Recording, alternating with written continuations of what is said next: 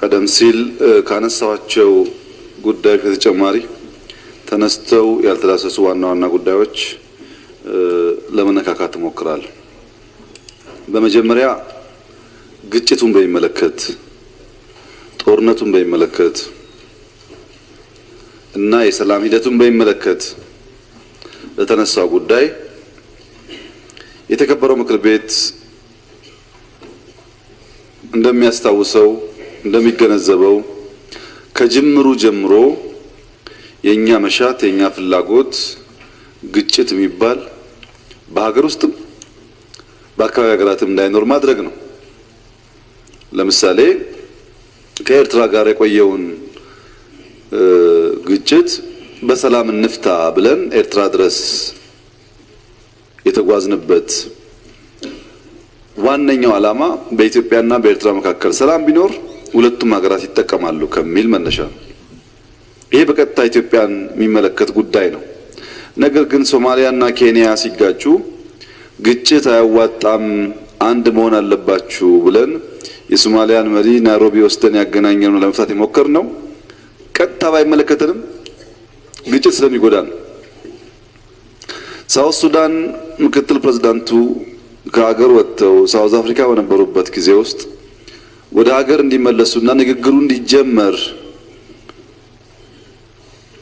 ጥረት ያደረግነው የሳውዝ ሱዳን ሰላም ለኛ ስለሚጠቅመን ሱዳን ከመፈንቅለ መንግስቱ በኋላ የገጠማት ችግር ሰላማዊ ሽግግር እንዲሆን ያ ሁላችሁም እንደምታስታውሱት ከፍተኛ ሚና የተጫወተች ኢትዮጵያ ናት። ለኢትዮጵያ ለአካባቢው ሰላም እንፈልጋለን። አሁን መግለጽ ባልፈልግም ከቀጠናችን ባሻገርም በርካታ የሰላም ድርድሮች ውስጥ ተሳትፈናል።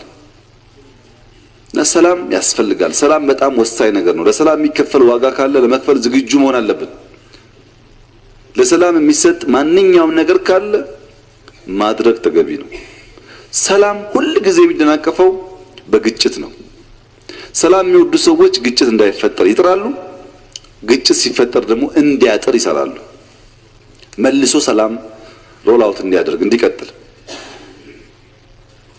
እና እኛን በሰላም መፈለግ በሰላም መሻት ጉዳይ ጥያቄ መጠየቅ ትንሽ ይከብዳል ይመስለኛል። ምክንያቱም በሰላም ጉዳይ እኮ ከቤተ ክርስቲያን እስከ ዓለም ሪኮግናይዝ እኮ አድርጎናል። ሰላም ወዳድ መሆናችን እኮ ዓለም ያውቀዋል። የዛሬ 2 ዓመት መጪው መስከረም ዘመን መለወጫ ላይ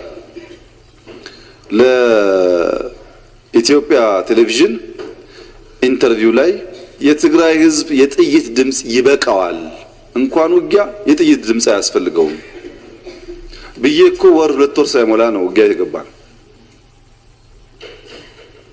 እኛ ውጊያ አንፈልግም፣ ትናንትም አንፈልግም፣ ዛሬም አንፈልግም፣ ነገም አንፈልግም ከማንም ጋር እኛ የምንሳተፍበት ብቻ ሳይሆን የማንሳተፍበትም አንፈልግም። የዩክሬንና ራሽያ ውጊያ አንፈልግም። ሰላም ነው እኛ የምንፈልገው። ሰላም ትርፋማ ስለሚያደርገን ሰላም እንፈልጋለን። ቲፒኤልኤፍ ይሄን ቀጥተኛ ውጊያ ከመጀመሩ በፊት ስፖንሰር እያደረገ ቅድም ይነሳው መፈናቀል በየቦታ ያለው ግጭት ፋይናንስ አድራጊው አሰልጣኝ አቃጅ ማን ነበር ይታወቃል እኮ። ልክ ግጭቱን ከፈጠሩ በኋላ በሚዲያዎቻቸው ደግሞ በጣም በርካታ የመጠራጠር ስሜት እንዲፈጠር ይሰሩ ነበር። መከላከያ እየገነቡ መከላከያችንን ከውስጥ እያፈረሱ በየቦታው በሚፈጠረው ግጭት ደግሞ እኛ ቢዚ ስንሆን ለመዘጋጀት ለመጠቀም ሞክረዋል።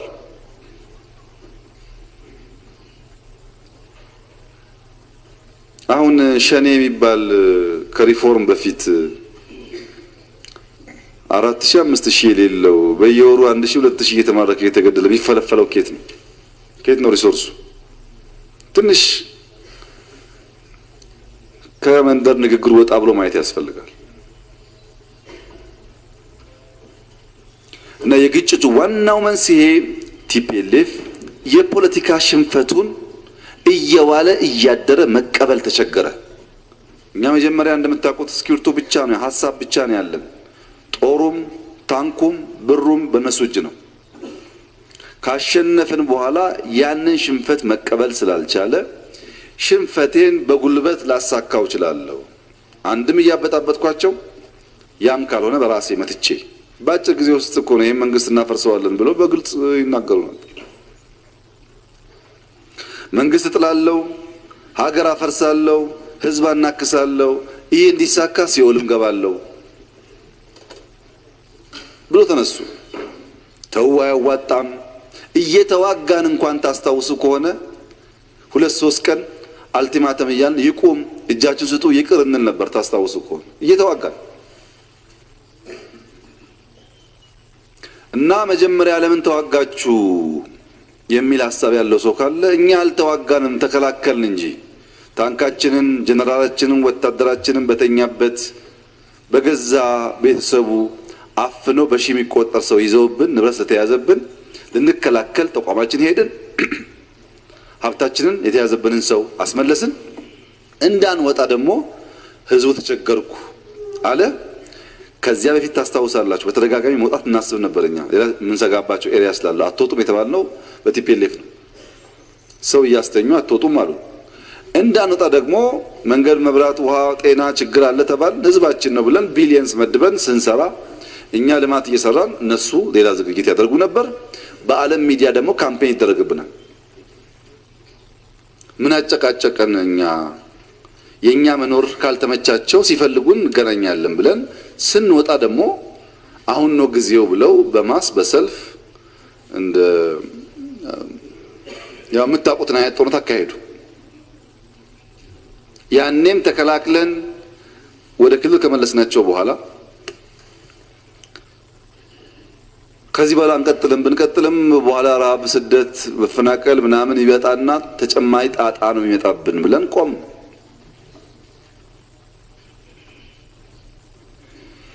በሂደት ውስጥ እኛ የተከተልነው መንገድ በተቻለ መጠን አንድም ቀን ብትሆን ኢትዮጵያ ሰላም እንድታገኝ። ይሄ ብቻ አይደለም። ሪፎርሙ ከመጣ በኋላ እኮ ኤርትራ ያሉ ግንቦት ሰባት፣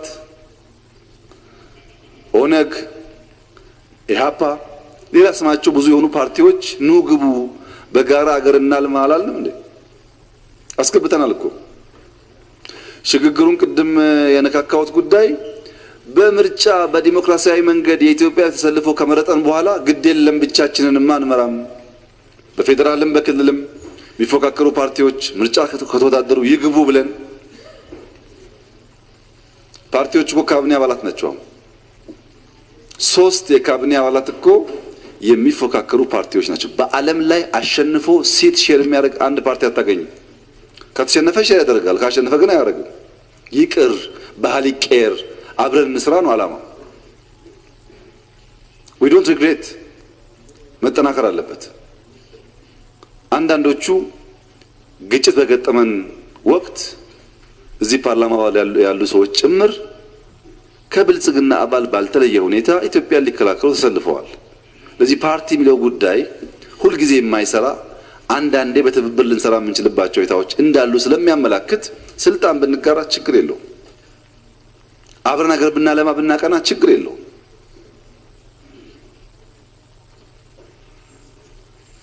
ምንድነው የነበረው ችግር ያላችሁ እንደሆነ ጽንፈኝነት፣ ጥላቻ፣ ብሔር መጥላት፣ ሰው መጥላት።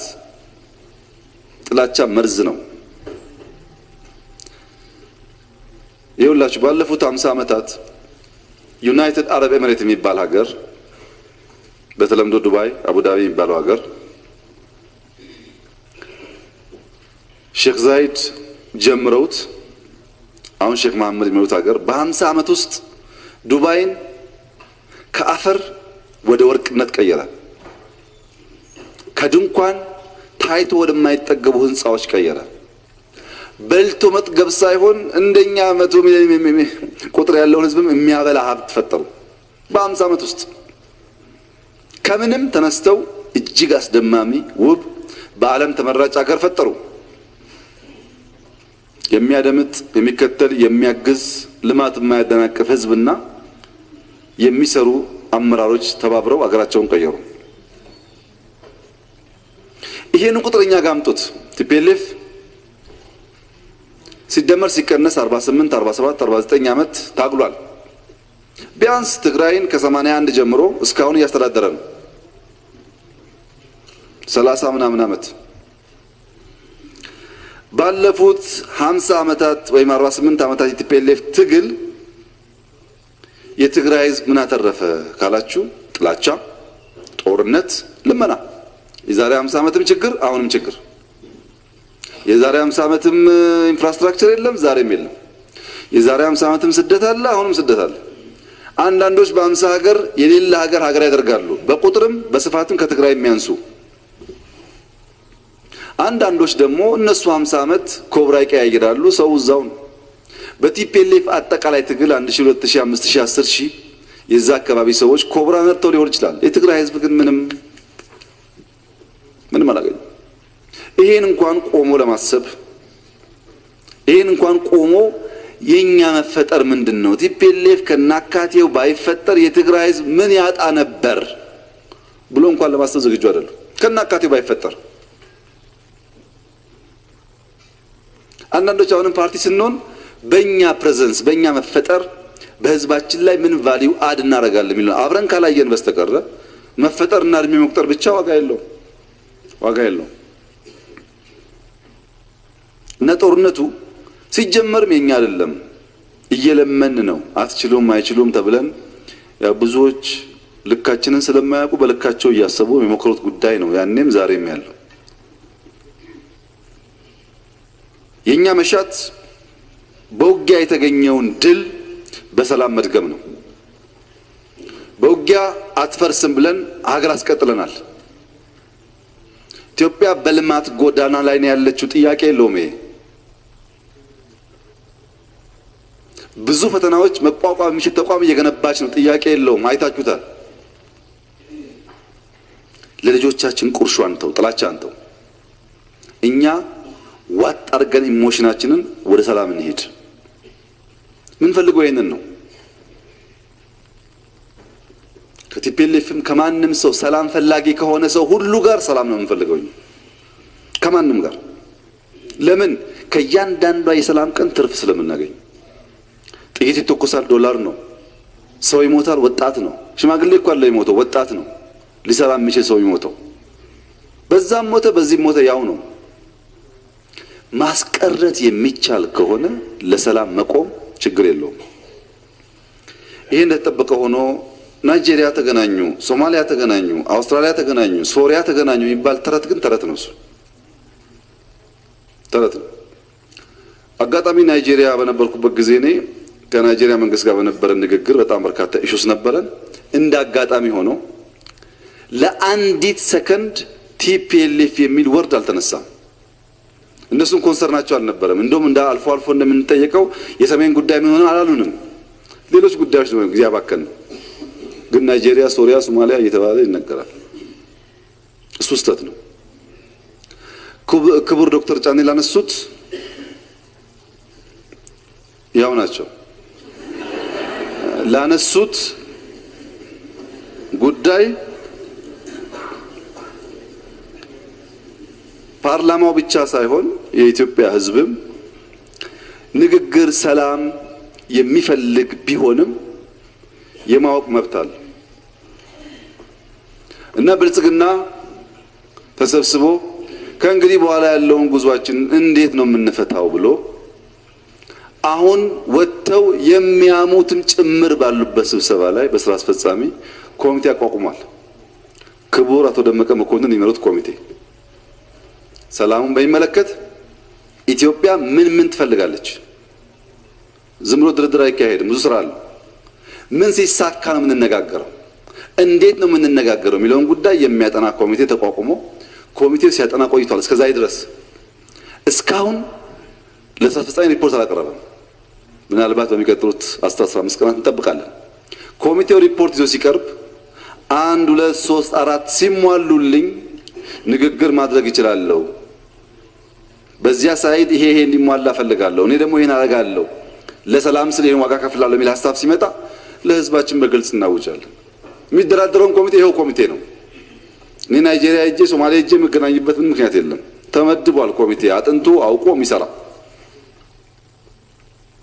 እና ብዙ ጊዜ ያው እኛ ስንናገር ስለ ስንዴ ሰው አያምንም። ዶክተር አኪና ዲሲና ሲናገሩ ሰው የሚያምነው ኢትዮጵያዊ እንደዚህ ነው እናደርጋለን። በትዊተር ሲነገር ነው እንጂ የሚታመነው እኛ ስንል አይታመንም። የኢንትሪግ የኮንስፓይረሲ ፖለቲካ ልምምድ ስላለን ሁሉም በዛ ይታያል። እኛ ውጊያ አልደበቅንም እኮ ውጊያ መጥቷል፣ አገር ተደፍሯል፣ በቃ ከእንግዲህ በኋላ እንዋጋለን ብለን ለህዝባችን ነግረን ውጊያ የገባን ሰዎች አሁን ሰላም ለማምጣት ምን አስደበቀን? ሰላም የሚደበቅ ነገር ነው እንዴ? ለውጊያውም እንኳን አልደበቅንም። ዝም ብሎ መሰቃየት አያስፈልግም። ጊዜው ሲደርስ እና ንግግር ሲጀመር እንናገራለን። እኛ ብዙ ነው እንትኑ አሉባልታው፣ ስሞታው፣ ሽኩቻው ምናምን ብዙ ነው። ያ እንደተጠበቀው ሆኖ ግን አማራ ሳያቅ ለተባለው ስህተት ነው። ቲፒኤልኤፍ የአማራ ጠላት ሳይሆን የኢትዮጵያ ጠላት ነው።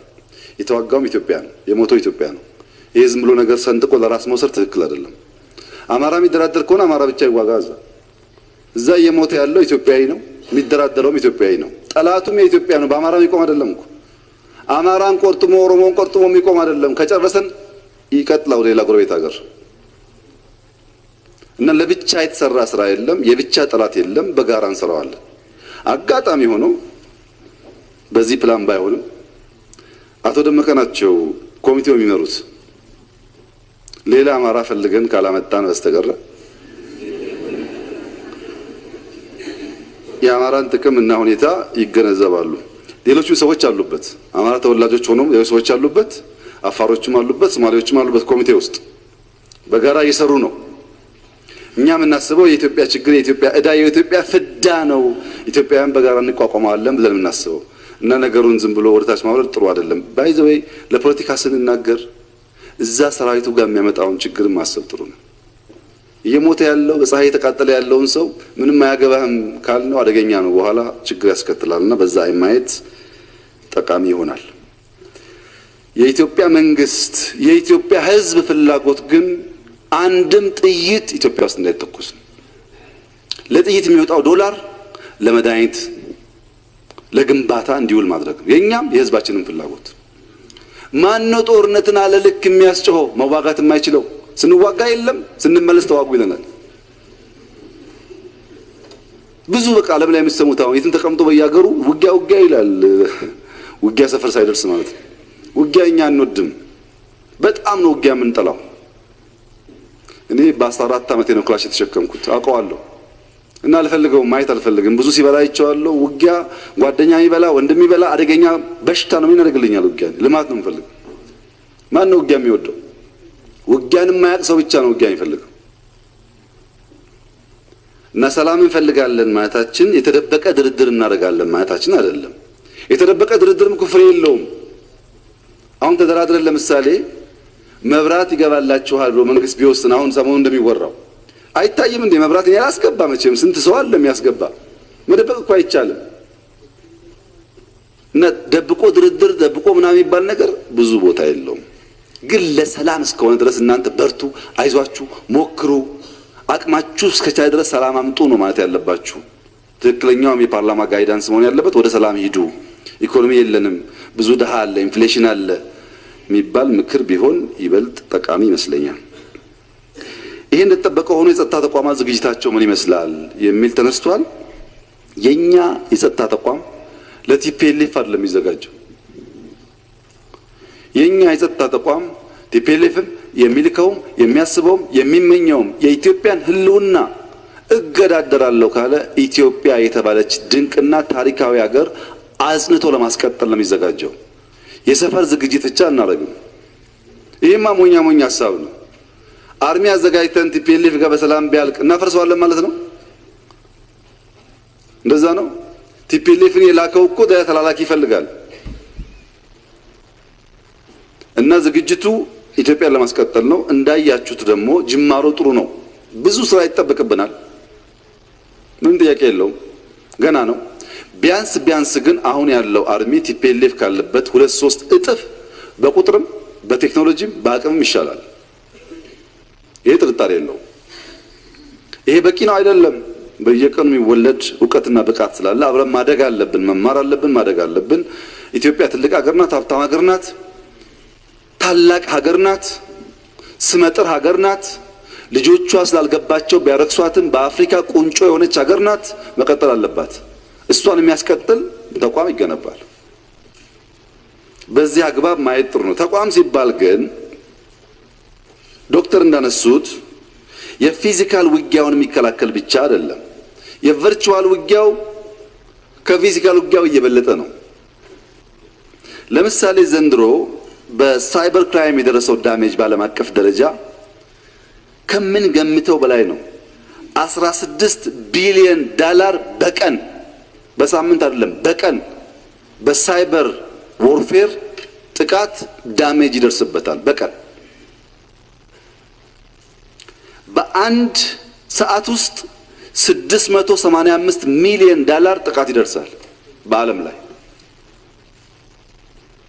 በአንድ ሰከንድ 11 ሚሊዮን፣ በአንድ ደቂቃ 11 ሚሊዮን፣ በአንድ ሰከንድ ደግሞ 190 ሺህ ዶላር የሚያክል ዳሜጅ ይደርሳል በዓለም ላይ። 11 ቢሊዮን ዶላር በቀን ማለት ቀላል ነገር አይደለም።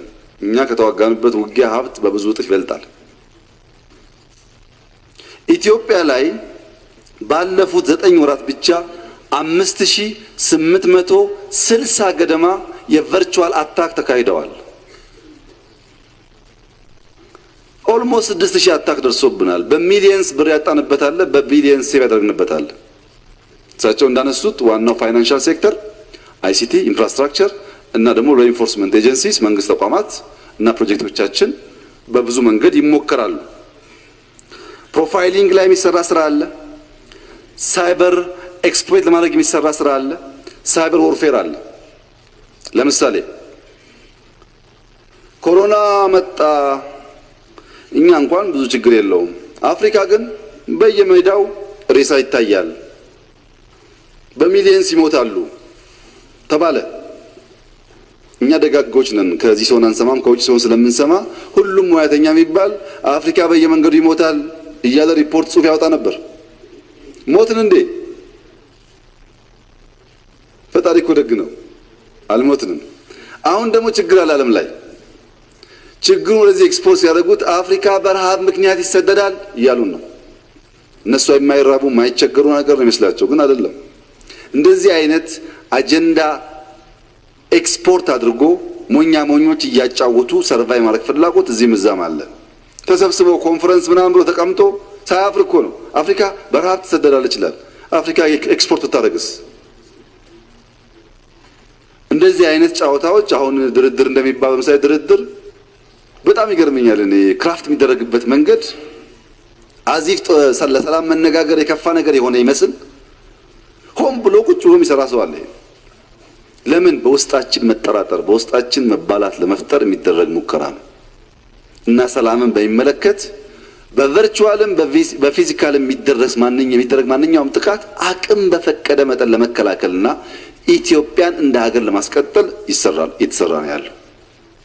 ይሄ እንደተጠበቀ ሆኖ በሰላም የሚገኝ ማንኛውም ድል ደግሞ ካለ፣ ማንኛውም ደግሞ ውጤት ካለ ማክሲመም ሰላም ለማምጣት እንሰራለን። አሁን ሪፖርት አስፈጻሚ ሲቀርብ ወዲያው ለህዝባችን ዲክለር እናደርጋለን።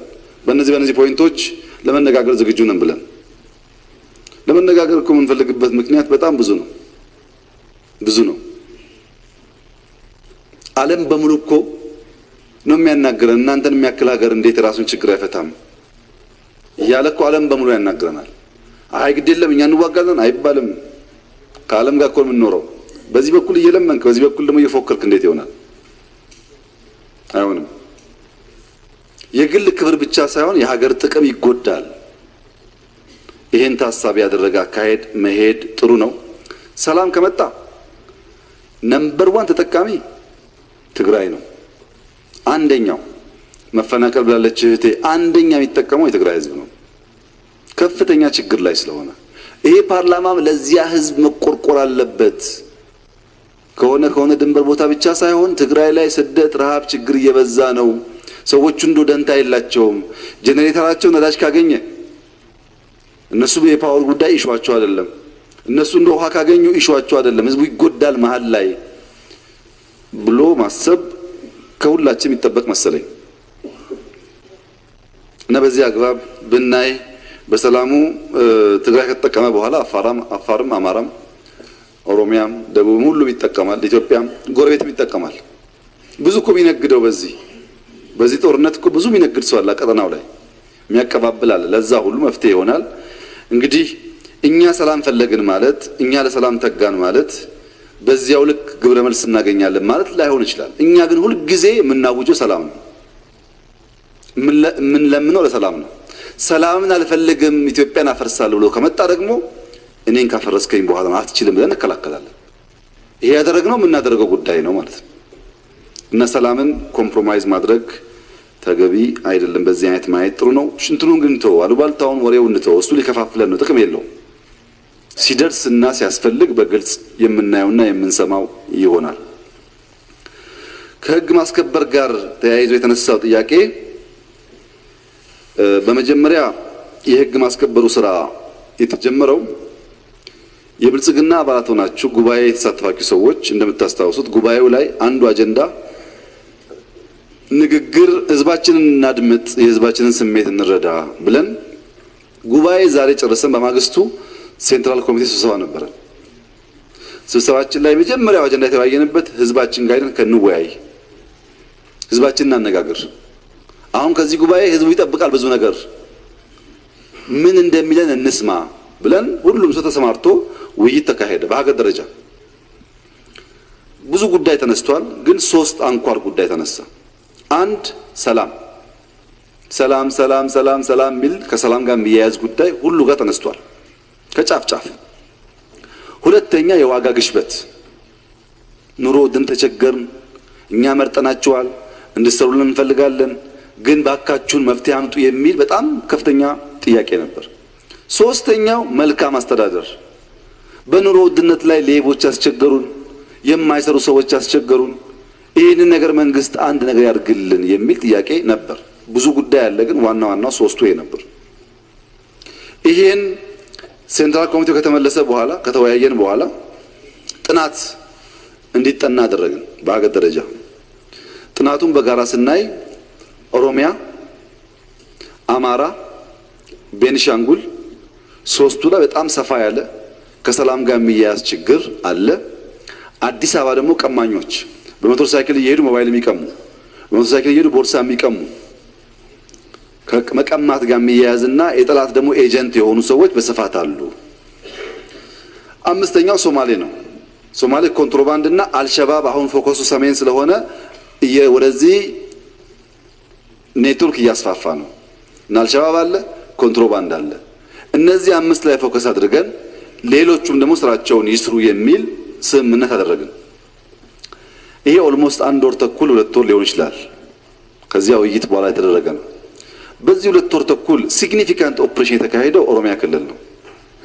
ኦሮሚያ ክልል ከ1000 ሰው በላይ የሸኔ አባላት ተገለዋል።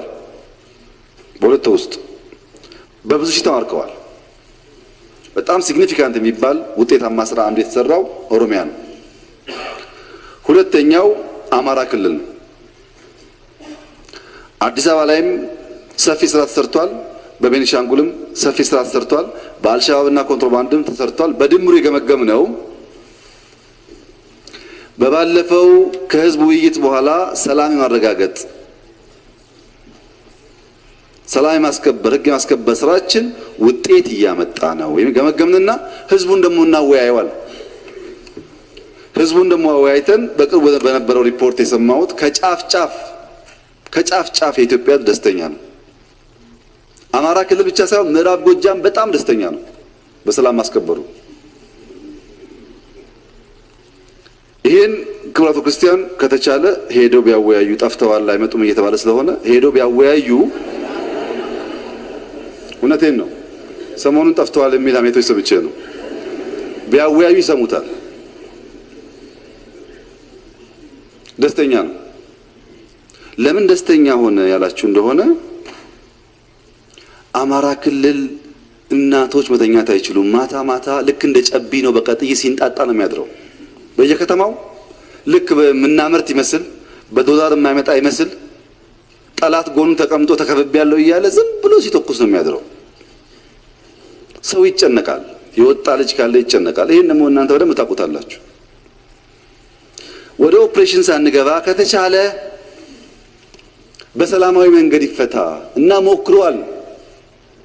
ክብራቱ ክርስቲያን እኔ ባለኝ መረጃ ከአማራ ክልል ፕሬዝዳንት ጋር እርሶ ራስዎ በሰላም አስገባለሁ ብለው ውይይት አድርገው ሙከራ እንዳደረጉ አውቃለሁ። እርሶ ራሱ ተነግሮኝ ይሞክሩ ከተቻለ ሰላም ነው የሚሻለው። ሳንያያዝ ምናምን በሰላም ካለቀ ጉዳዩ ይሞክሩ ብዬ እርሱ እንኳን እንደሞከሩ አውቃለሁ። አሁን ሳይሆን ቀደም ብሎ በነበረው ሁኔታ ማለት ነው።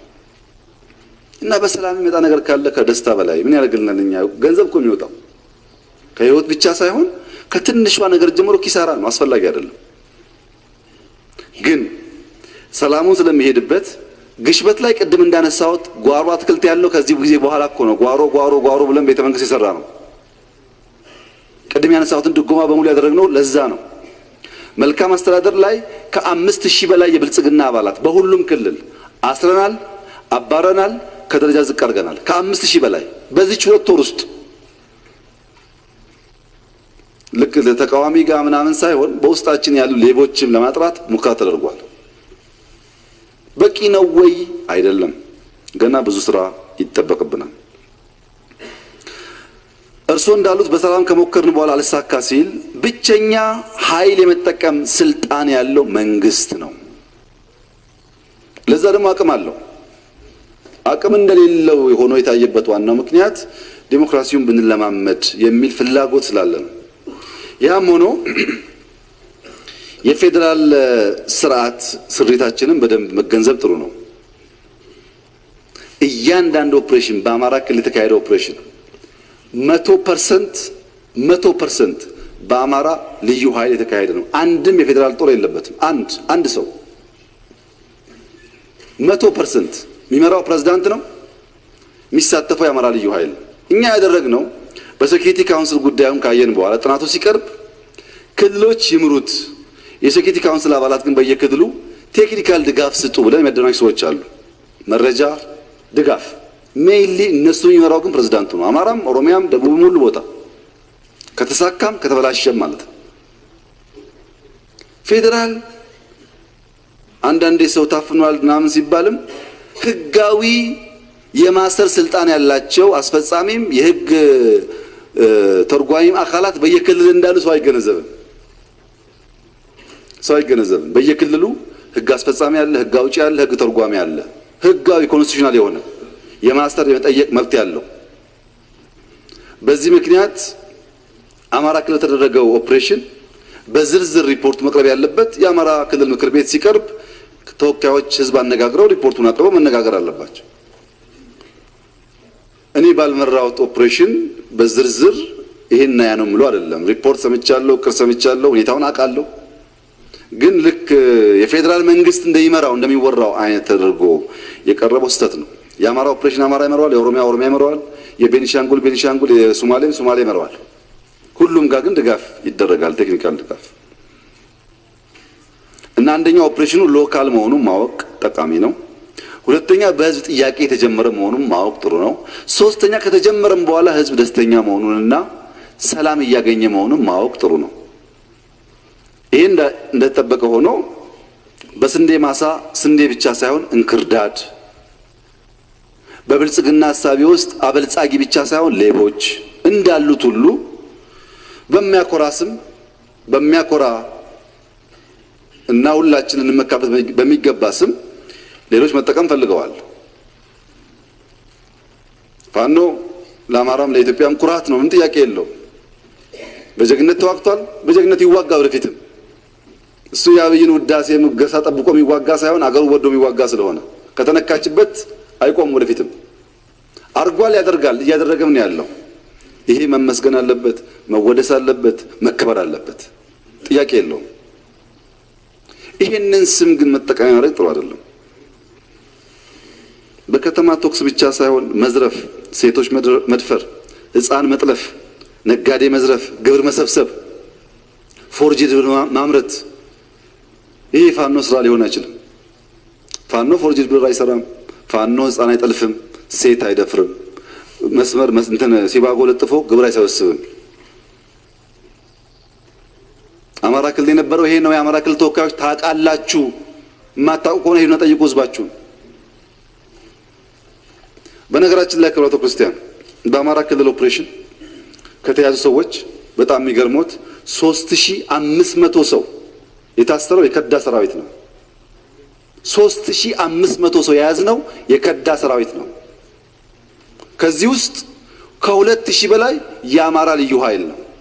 ከአማራ ልዩ ኃይል ሰልጥኖ ታጥቆ የከዳ ብሎ ፋኖ ከየት የመጣ ነው?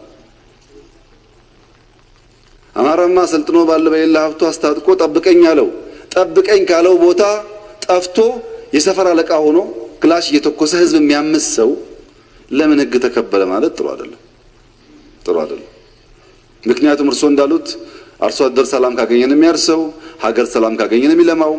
ጠላት ይረብሸን ችግር የለውም፣ በገዛ ልጆቻችን መታመስ የለብንም ነው መባል ያለበት እንጂ ከርቶ በሰፈር አለቃነት ሰው ማስቸገር ጥሩ አይደለም። ለጊዜው ከፖለቲካ አንፃር እናንተም ደግፋችሁት ሊሆን ይችላል። ግን ድንገት በሚቀጥለው ምርጫ ብታሸንፉና ክልሉን ብትመሩ ይሄ አይነት ልምምድ ጥሩ አይደለም። ህግ የተከተለ መሆን አለበት።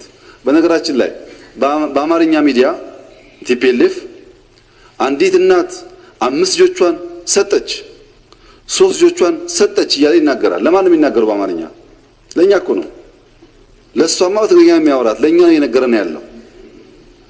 በአማርኛ 5 ልጆች ሰጠች እያለ እኛ 5 አያስፈልግም ብለን አንዳንድ የወሰድነው እንኳን ምሽጉን ጥሎ ሰፈር ከገባ ማን ይጠብቀሃል? ግዴታ አይደለም። ወዶ ነው የገባው። ወዶ ገብቶ ክላሽ ሰርቆ ሽጦ ባጃጅ የሚገዛ ወዶ ገብቶ ክላሽ ሰርቆ ሰፈር ሄዶ የሚሸፍትና የሚዘርፍ ሰው መፍጠር ትክክል አይደለም። እና የተሰራው ስራ በጥቅሉ ብቻ ሳይሆን በውጤት ደግሞ እንመልከተው። 3500 የከዳ ሰራዊት፣ ብዙ ኩንታል ሐሺሽ ፋኖ ሐሺሽ ነው ያገለታል። ብዙ ኩንታል ሐሺሽ በኦሮሚያም በአማራም የተያዘው፣ የውጭ ምንዛሪ ከፍተኛ ቁጥር ያለው የውጭ ምንዛሪ፣ ፎርጅድ ገንዘብ፣ ይሄን የሰበሰብ ነው። ቦምብ፣ የሚቀጣጠል ፈንጅ፣ ስናይፐር። በነገራችን ላይ የተከበረው ምክር ቤት እንዲገነዘብ የሚያስፈልገው ከዚህ ውጊያ በኋላ የገዛነው ክላሽ አለ። ለየት ያለ ክላሽ ነው። ድሮ አልነበረንም። ከዚህ ግጭት በኋላ ያስገባነው ክላሽ መከላከያ ብቻ ያለው ኢትዮጵያ ውስጥ ያልነበረ በከለሩ የሚለይ አዲስ ክላሽ አለ። ይህንን ክላሽ ሀገር እንከላከል፣ ሀገር አትፈርስም ብለው አውደ ግንባር ሄደው የቆሰሉ ኦሮሞዎች፣ አማራዎች፣ ወላይታዎች ገሎ መሳሪያ ወሰደ ሁሉ ፋኖ ነኝ የሚለው ገሎ ያ መሳሪያ ወሰደ ሁሉ ነው ፋኖ ነኝ እያለ የሚፎክረው ወንድሙን ሊከላከለው ሄደውን ገሎ መከላከያ ያመዋል። ይሄን ሲያይ ያን ክላሽ ሲያይ ያመዋል። ያ ክላሽ ማንም ጋር የለም፣ ክልል የለም፣ ፖሊስ ጋር የለም። ሳያፍር ነው አንጠልጥሎ የሚሄደው። ይሄ ትክክል አይደለም፣ ይጎዳናል። ነፃነትና ብልጽግና ስርዓት ሲኖር ነው። ስርዓት ከሌለ ሰላም፣ ዴሞክራሲ የሚባል ነገር ማረጋገጥ አይቻልም። ስርዓት ያስፈልጋል። ሁሉ ነገር ኢን ኦርደር መሆን አለበት። የጀገነ አንድም የሀገር መከላከያ ሚኒስቴር አባል ይሆናል፣ የአማራ ልዩ ኃይል አባል ይሆናል፣ የሚሊሻ አባል ይሆናል። አሊያም ስትፈልጉኝ ጥሩኝ አሁን አርሳሎ ቤቱ ይቀመጣል እንጂ 10 እና 20 30 እንደ መከላከያ ሆኖ ፓራል ፎርስ መሆን ጥሩ አይደለም፣ ለአማራም ጥሩ አይደለም። ለምክር ቤት አይመቸኝም። ግን አማራ ገጠመኝ የሚለው ጦር እና ጠላት ቲፒኤልኤፍ ከሆነ ቲፒኤልኤፍ እኮ አንድ ቋንቋ የሚያወራ የሚደማመጥ ችግር እንኳን ቢኖር ደብቆ የሚያወራ እንጂ በየሚዲያው የሚሰዳደም ይከፋፈል አይደለም። አማራን ጠንካራ የሚያደርገው አንድ ሊደርሺፕ ሲሆን ነው እንጂ 10 ቦታ ከተከፋፈለ እዚህ ጋር ምልሻ እዛ ጋር ልዩ ኃይል እዛ ጋር ምናምን ከሆነ መከላከልም አይችልም። ለአማራም አይበጅም፣ ለኢትዮጵያም አይበጅም። አንድ መሆን መሰብሰብ ያስፈልጋል። ይሄ ኃይል መሳሪያ የያዘ ኃይል፣ ወጣት ኃይል፣ ብር የለመደ ኃይል፣ መኪና የሚቀማ ኃይል፣ ብር ላክ እያለ የሚደውል ኃይል፣ አርሶ አደር በረሽቶ ሲመለስ ብር የሚቀማ ኃይል እሳት ነው። በአማራ ደግሞ ባህል ውስጥ እሳት ዝም ብሎ አይለቀቅም። እናቶች እሳት ዝም ብሎ አይለቁም። እንጀራ የሚጋግሩ ከሆነ አንከርት የሚባል ነገር ይሰራሉ። እሳቱ እንዳይረጭ ሰብሰብ የሚያደርገው በእበት የሚሰራ አንከርት አለ። እንጀራ ዝም ብሎ አይጋገርም። እሳት ከተረጨ ቤት ያቃጥላል። ወጥ የሚሰሩ ከሆነ ጋቻ የሚባል ነገር አለ። ሰብሰብ አድርጎ እሳቱን የሚይዝ። ይሄ እሳት ሰብሰብ ተደርጎ መያዝ ካልተቻለ ወደፊትም ልንዋጋ አንችልም፣ ወደ ኋላም አስቸጋሪ ነው የሚሆነው። በዛ መነጽር ማየት ጥሩ ነው። የመብት ተሟጋጆች እንደዚህ ብለዋል ለተባለው እነዚህ ተሟጋጆች ለሚዘረፈው ለሚጠለፈው ለሚደፈረው ህዝብ አይናገሩም እንዴ? ለሰው እኮ ነው የሚሞግቱት ማለት ነው። ኢትዮጵያ ውስጥ ታዋቂ ያልሆኑ ሰዎች በህይወት የመኖር መብት ታዋቂ የሆኑ ሰዎች ከመናገር መብት ጋር እንዴት አቻ ሆኖ ይታያል? ሰዎች በህይወት መኖር የተቸገሩ እንደተባለውም እየተፈናቀሉ የተጎሳቆሉ ኢትዮጵያዊ ሆኖ ሰከንድ ሲቲዝን የሆኑ በሀገራቸው እሱን ለማስከበር የሚሰራ ጥረት እንዴት ከመናገር መብት ጋር በኩል ይታያል? ሰው ማኖር አይበልጥም ከመናገር? ይሄን ማየት ጥሩ ነው። ይሄ ማለት ግን ይሄን የሚያክል ኦፕሬሽን ሲሰራ በስተት የተያዘ ሰው የለም። ጥፋት አይጠፋም። እንደው የኛ መንግስት እንከን አልባ ነው አይደለም፣ መገምገም አለበት። በስተት የተያዘ ሰው ካለ፣ አላግባብ የተጎዳ ሰው ካለ፣ ኃይል የተጠቀመ ሰው ካለ መጠየቅ አለበት። ምክንያቱም አንደኛውን ጥፋት ለማከም ሌላ ጥፋት ትክክል አይደለም። ይሄን ደግሞ የተከበረው ምክር ቤት በዋነኛነት የክልል ምክር ቤቱ ስራ ቢሆንም የተከበረው ምክር ቤት ኮሚቴ አቋቁሞ ያለውን ነገር ሄዶ ማጥናት መጠየቅ ይችላል። ችግር ካለ ማረም አለበት። የአማራ ክልል ባለኝ ሪፖርት በሺህ የሚቆጠር ሰው አጣርቶ ፈቷል። የቀረም ሰው ካለ ተጣርቶ መፈታት አለበት። የተጎዳም ካለ ካሳ መከፈል አለበት። ትክክል አይደለም እሱ። እኛ የምንፈልገው ሰላማዊ ክልል እንዲሆን ነው እንጂ ዜጎች እንዲበደሉ አይደለም። ግን 3500 የከዳ ሰራዊት የት እንደገባ አይታወቅም የሚለው የከዳ ሰራዊት ህግ አለው የሚጠየቅበት እና ይሄን በዚህ ደረጃ ማየት ጥሩ ነው። እርሶም ከሌሎች ፓርላማ አባላት ጋር ሄደው አይተው ጥሩ ጎኑን ማጠናከር፣ ችግር በሚያስቡትን ደግሞ የሚታረምበትን መንገድ መፍጠር አስፈላጊ ነውና መንግስት ያሸበረ በሚል በሶሻል ሚዲያ ያለው ንግግር ጥሩ አይደለም። ቢያምኑም ባያምኑም አማራ ክልል ባለኝ መረጃ ብዙ ከተማዎች ሰው እናቶች ተኝተው እያደሩ ያሉት አሁን ነው፣ የጥይት ድምጽ ስለቀነሰ። ጎንደር መተኛት እኮ አይቻልም። ቅማንት ነው ምናምን ነው እየተባለ ሲተኮስ እኮ ነው የሚያድረው። ሰዎች ይፈራሉ መውጣት መግባት። ባህር ዳር ከተማ ውስጥ ይሄን ደግሞ በደንብ የምትገነዘቡት ይመስለኛልና ህግ እናስከብር፣ ሰላም ይሁን። ያን ተጠበቀው ነው። ግን ስተት ካለ እየቀነስን ትክክለኛ ትራክ የተከተልን እንሄድበትን እኛም የምንታረምበትን በህግ የምናርምበትን መንገድ መከተል ጠቃሚ ይሆናል። ያ ካልሆነ ጥሩ አይደለም። የህግ ማስከበር ዘመቻው ተጠናክሮ ይቀጥላል በሁሉም ክልሎች። መፍትሄው ህግ ማክበር ብቻ ነው። እንትና ነኝ፣ አርሶ አደር ነኝ፣ ባለባንዲራ ነኝ፣ ባለከዘራ ነኝ አይሰራም። ህግ ማክበር። ህግ ያላከበረ ይጠየቃል። በስንቱ ነው እኛ የምንሰቃየው? ህግ ማክበር ብቻ ነው ጋራንቲው። ከዛ በመለስ ሐሳብ መግለጽ መነጋገር ችግር የለውም። እዛው ላይ ማህበራዊ ሚዲያን በሚመለከት እንግዲህ በመጪው አመታት 5-10 አመታት የዓለም የኑሮ ስርዓት ይቀየራል። የገንዘብ ስርዓት፣ የጤና ስርዓት፣ የትምህርት ስርዓት፣ የፖለቲካ ስርዓት ብዙ ጉዳይ ይቀየራል። ማህበራዊ ሚዲያው ብዙ ነገር እየነካካ ነው ያለው። አሁን እኛ ጋር ልምምዶች ናቸው። ብዙ እድልን ፈተናም ይዞ ይመጣል። ፈተናውን እንዴት አገን እንቋቋማለን፣ እድል ደግሞ እንዴት ኤክስፕሎይት እናደርጋለን የሚለው ማሰብ ይፈልጋል። የቴክኖሎጂ ኩባንያዎች ዋና ስራቸው ዜጎች በእነሱ አፕሊኬሽን ላይ ተጥደው እንዲውሉ ማድረግ ነው። አልጎሪዝሞች የሚጻፉት በዚሁ ስሜት ነው። ለምሳሌ እዚሁ ፓርላማ ያላችሁ ሰዎች እዛ ጫፍ ያሉት ሰውዬና እዛ ጫፍ ያሉት ሴትዮ ሁለታችሁ ወጣችሁ ዩቲዩብ ብትከፍቱ ሁለታችሁ ገጽ ላይ አንድ አይነት አይመጣም። እርሶም የሚፈልጉትን እሳቸው የሚፈልጉትን ያጣል። ዩቲዩብ ያጠናችኋል። የምትፈልጉትን ኔጌቲቭ ኢነርጂ የሚሰጣችሁ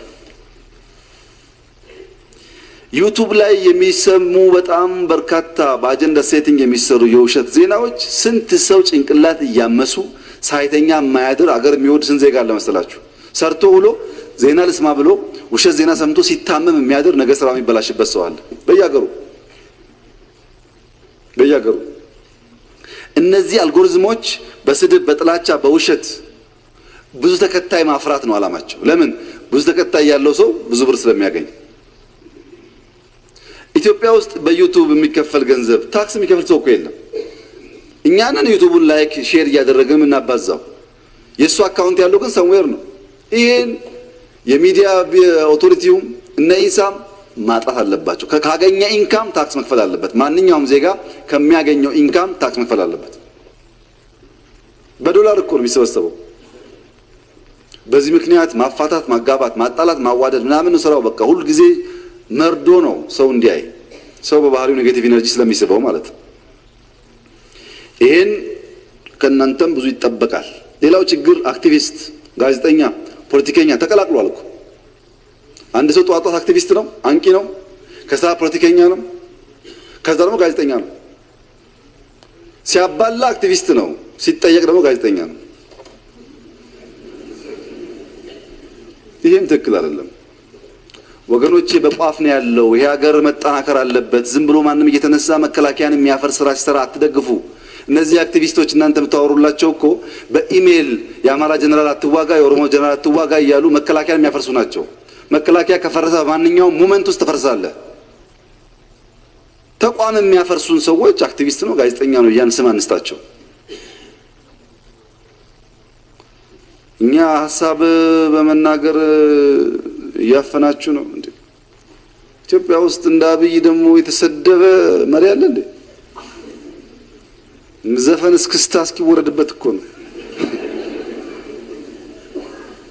በቀን 3 ሰዓት እና 4 ሰዓት እየሰራው በለፋሁለት ህዝብ ውስጥ እኔን ለማዋረድ ሲለፈልፍ የሚውላለ አንድ ቀን ጠይቄ አላውቅም። መብት ግን አለኝ። ማንም ሰው እኔን በግል መስደብ አይችልም። ሐሳቤን መቃረን ይችላል፣ ከሐሳቤ ጋር መታገል ይችላል። በግል ግን መስደብ አንዳንዱ እኮ እናቴ ይሰድባል እንኳን እኔን። ይሄ ትክክል አይደለም። ትክክል አይደለም። እንደ መብት መታየት የለበትም። እሱ እኔን መስደብ መብቱ፣ እኔ ግን መጠየቅ ደግሞ ነውር ተደርጎ መታየት የለበትም። ብሰድብ ዝም ትላለህ አንተ? የማይሰደብ ሰው አለ? መከላከያ ይሰደባል። አንዳንዱ ተነስቶ ባሏለበት መከላከያ እንደፈለገ ሲያደርግ ይውላል። ይሄ ትክክል አይደለም። አክቲቪዝምም አይደለም፣ ሚዲያም አይደለም። ስም የለውም። ይሄ ባይዘው ስም የለውም። ኢትዮጵያ ውስጥ ሚዲያ ከሪፎርም በኋላ እየታፈነ ነው። ውሸት ነው። ኢትዮጵያ አሁን ያላት ሚዲያ ከሪፎርም በፊት ካለው 1000 እጥፍ ይበልጣል። ደግሞ ሚዲያ አይደል ኢትዮጵያ ውስጥ ምን የሌለው ሰው አለ እንደ 5 ተከታይ ሚዲያ ብቻ ነው አገሩ። እኛ ሚዲያና ሐሳብ እንደግፋለን። ስለምንደግፍም ህግ አርቀቀን አቅርበንላችሁ አጽድቃችሁ አልኩ። ሙያው ያስፈልጋል፣ ፕሮፌሽናሊዝም ያስፈልጋል፣ ጋዜጠኝነት የከበረ ሙያ ነው ብለን አቅርበናል። አሁንም የከበረ ሙያ ነው። ጋዜጠኛ በብዙ ድካም ሳይተኛ አድሮ ትንሽ የሚያገኝ ሙያ ማለት ነው። ጋዜጠኛ ሀብታም ሆኖ አያውቅም። ጋዜጠኛ የሐሳብ ሀብታም እንጂ ገንዘብ ሀብታም አይደለም። አይተኛም እኮ ሲጭር ሲቆፍር ነው የሚያድረው። ይህን ሙያ ማክበር መንከባከብ ያስፈልጋል። የወሬ ፖለቲካ ግን ችግር ይፈጥራል እንጂ መፍትሄ ያመጣል። ያባላል፣ ያጠራጥራል፣ ብዙ ችግር ይፈጥራል። ይሄንን ሪዲዩስ እያደረግን መሄድ መጠላት የለበትም። ችግር መተንተን እንደ መፍትሄ መወሰድ የለበትም። አሁን ኢንፍሌሽን አለ ብሎ መናገር ሳይሆን ጓሮ መኮትኮትና ሰላጣ መትከል ነው መፍትሄ። እሱም ማድረግ ያልቻለ ሰው ስለ ኢንፍሌሽን ማውራት የለበትም። ማን ባረሰው ነው ሊጠብቀው? መፍትሄ ላይ ካልሰራን በስተቀረ ችግር እየተነተን አይሆንም። የኦሮሞ ሰራዊት በጎጃም ውስጥ ከእንትና ሽፍታ ጋር ተገጣጥሞ ብሎ ዜና መናገር ነው አሁን ጋዜጠኝነት? አንድ እንኳን የኦሮሞ የፌደራል ሰራዊት ባልዋለበት የኦሮሞ ሰራዊትማ ያለው ሁመራ ነው። ህዝቤን ጠብቃለሁ ብሎ ራያ ነው ያለው ጠብቃለሁ ብሎ። ትክክል አይደለም። ከሰደብከኝም አልጠብቅህም ካለ ማን ይጠብቅሃል? የሚጠብቅህን እያዋረድክ ተቀምጠህ እዚህ ጥሩ አይደለም። ጥሩ አይደለም። ኦሮሞን አማራ ላይ እስላም ተነስ ክርስቲያን ተነስ የሚል ጋዜጠኝነት ነው። አሁን አብሮ የኖረ ህዝብ እንደፈለገ የሚያባላ ሳይስ ቸገርኩ ተነስ ይላል ተነስቶ ሚዲያ ላይ። ህገ ወጥ ነው። ትክክል አይደለም። መቀስቀስ አይቻልም። ይታሰራል ከቀሰቀሰ። በሰላም ካከበረስ ማንም አይነካውም፣ በክብሩ ይኖራል። መቀስቀስ የምትችል ማባላት የምትችል ማጣላት የምትችል ማትጠየቅ እንደዚህ አይነት አገር ዓለም ላይ የለም። ኢትዮጵያ ከየት ይመጣል? የሀገር ሉዓላዊነት መያዣ አድርጎ ዴሞክራሲ የለም። ሀገር ሲኖር ዴሞክራሲ። ይሄ እኮ የኢትዮጵያ ዴሞክራሲ ነው። ኢትዮጵያን አፍርሰህ ምን አለ ዴሞክራሲ? ሀገር እያጸናን እያከበርን መሆን አለበት እንጂ የተሳደብን መከላከያን እያፈረስን ሀገር እያፈረስን ጥሩ አይደለም። ጥሩ አይደለም። ተከባብሮ ችግር ካለ ደግሞ ሐሳብ ሼር አድርጎ ነው መኖር ጥሩ የሚሆነው። እና በባህሪው ሶሻል ሚዲያ በጣም ያበላሻል ሰውንና በእውነት ላይ በእውቀት ላይ ሳይሆን ዝም ብሎ እንትን ስለሚያደርግ ችግር ያመጣል። እሱን ደግሞ እናንተ ከግምት ማስገባት ይኖርባቸዋል። ጋዜጠኝነትን የወንጀል መሸፈኛ መደበቂያ ሳይሆን የእውቀት መገኛ መሆን አለበት፣ የመረጃ መገኛ መሆን አለበት እንጂ ወንጀል ሲሰራ የሚደበቁበት መሆን የለበትም። የህገወጥ ጥቅም ማካበቻ መሆን የለበትም። የሐሳብ ማፍለቂያ ማካፈያ መሆን ያለበት። በህገወጥ መንገድ ገንዘብ ለማግኘት በጋዜጠኝነት ስም ትክክል። እኔ አሁን እኔን የሚያክል የፌስቡክ ፎሎወር ያለው ኢትዮጵያዊ የለም እና በቃ ጋዜጠኛ ነኝ እንደፈለኩ እየተሳደብኩ እናንተ ጋዜጠኛ መብት ብላችሁ ትቀበላላችሁ። እንደሱ እኮ አይሰራም። የኔ ሶሻል ሚዲያ እውነተኛ መረጃ ማሰራጭበት በሐሳብ ሞግትበት ከሆነ ችግር የለውም፣ ህጋዊ ነኝ። በኔ ሶሻል ሚዲያ ግን የምሳደብ ከሆነ መጠየቅ አለብኝ። ብሔርን፣ እምነትን፣ ግሩፕን የሚያዋርድ ጋዜጠኝነት ከየት የመጣ ነው? አልሰማችሁ እንደው አላቅም እንጂ አሜሪካ ውስጥ እኮ ባለፈው በነበረው ችግር ከመቶ በላይ ጋዜጠኛና አክቲቪስት ታስረዋል። ከመቶ በላይ አሜሪካ የሚታሰር ኢትዮጵያ የማይታሰር አክቲቪስት ከየት የመጣ ነው? በዚህ አይን ማየት ያስፈልጋል። ማህበረሰቡ ማንቃት ያስፈልጋል። ለክፉ ሐሳብ መጠቀሚያ መሆን የለብንም። ብዙ ያለን በእጦት አስተሳሰብ መሰቃየት የለብንም። ብዙ አለን፣ የሚያስደንቅ ሀብት አለን። አስተሳሰባችን ግን ደሃ ነው፣ በእጦት የተሞላ ነው። በሁሉ ነገር ሽሚያ ነው፣ በሁሉ ነገር። ይሄ ጥሩ አይደለም እና ጋዜጠኛም ይሁን ወጣትም ይሁን ፖለቲከኛም ይሁን የኦፕሬሽን ዋና ዓላማ ህግና ስርዓት ማስከበር። በዚህ ውስጥ የተጎዳ በስተት ታስተረሰው ካለ ይጠየቃል። ይሄ ማፈን ምናምን የሚወራ ተረት ነው። እሱ የፌደራል የደህንነት ተቋማት የፌደራል ሎ ኢንፎርስመንት ኤጀንሲስ አንድ ሰው ላይ አለንጋ ያሳርፉም። ምክር ቤት አይደለም ሂድና አጣራ ቼክ አርግ። አናረግም። እንደሱ ማናረገው ትክክል ሳይሆን ነው። እንደዛ ማድረግ የሚፈልጉ ግለሰቦች ካሉስ ይጠየቃሉ፣ ይባረራሉ፣ ይታሰራሉ። እንግዲህ ሌባ ሲባል ባይዘው በውጭ ያለው ብቻ አይደለም እኮ ፖሊስ ሌባ አለ፣ አቃቢ ህግ ሌባ አለ፣ ባለስልጣን ሌባ አለ። ይሄ የሚሰራው ወንጀል ካለ እንደማንኛውም ወንጀለኛ ይጠየቃል። አላማችን ግን እሱ አይደለም እና ማህበራዊ ሚዲያን ጋዜጠኝነትን በህጉ በስርዓቱ ማየት ያስፈልጋል። ብዙዎች አሉ በቃ እነሱ ጀብደኛ ጀግና ለመሆን እና መታሰር ደግሞ የጀግንነት እንትን አድርገው ስለሚወስዱ እንደፈለጉ መከላከያ እያሉ የሚውሉ። ከአሁን በኋላ መከላከያን በማይገባ ድንበር ከነካ ትቀፈደዳለህ። አይቻልም እንደሱ። ቢኮዝ መከላከያ ከፈረሰ የለንም። ሀገር ጠብቆ ያለው መከላከያ ነው። መንካት የለብንም። የተይተይ መጠንቀቅ አለብን። ትችት ካለንስ በህግ አግባብ ከሰረቀ አትስረቅ፣ ህዝብ ከጎዳ አትጉዳ፣ ችግር የለም እሱ። መከላከያን አማራ፣ ኦሮሞ፣ እስላም፣ ክርስቲያን ማለት ግን ወንጀል ነው። አይፈቀድም እሱ። እንደዚህ ዝም ብሎ እያሉ ዲሞክራሲ ነው ሪፎርም ነው ምናምን ነው የሚባል ተረት ነው። ጥንቃቄ ማድረግ ያስፈልጋል። እኛም እንደ መንግስት እንደምንጠየቅ አስበን መስራት አለብን። እያንዳንዱ ዜጋ መብት ብቻ ሳይሆን ግዴታው ማወቅ አለበት። ይሄን አስተካክለን ካልሄን አገር ልንሆን አንችልም። ሊያፈርሰን የሚፈልግ ብዙ ነው፣ ገንዘብ ይከፍል ብዙ ነው። እኛ በቀላሉ የምንበተን ከሆነ ጥሩ አይመጣም እና የሚሰራው ስራ ሁሉ ለሀገር ደህንነት መሆኑን ታሳቢ ማድረግ። ብዙ የመረጃ ችግር እንዳለ አውቃለሁ። ብዙ የሚዛቡ ነገሮች እንዳሉ አውቃለሁ። አንዳንዴም ጠቅላይ ሚኒስትሩ ለመጥቶ መረጃ ይናገር እንደሚባል አውቃለሁ።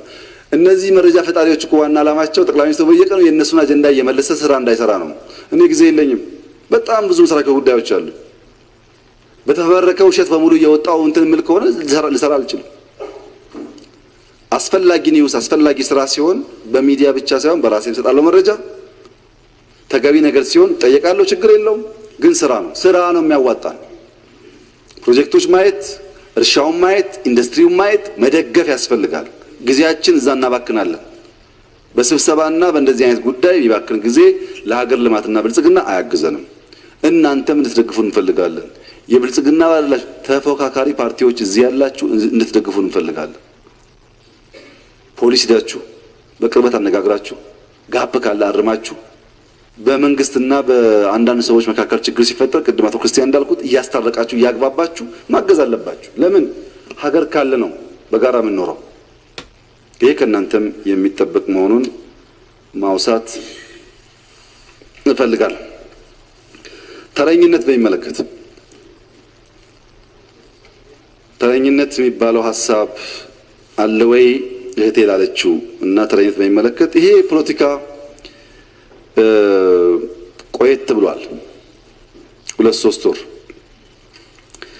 ኢትዮጵያ የሁላችን ቤት ለሁላችን የምትበቃ ገና ማናቃት ያልደረስንባት ያልነካናት ኦሮሚያም ከኦሮሞ በላይ በጣም ብዙ ማቀፍ የሚችል ቤኒሻንጉልም ከቤኒሻንጉል በላይ ማቀፍ የሚችል እንደሆነ አልገባንም። እጦቱ የተቦላ ነው።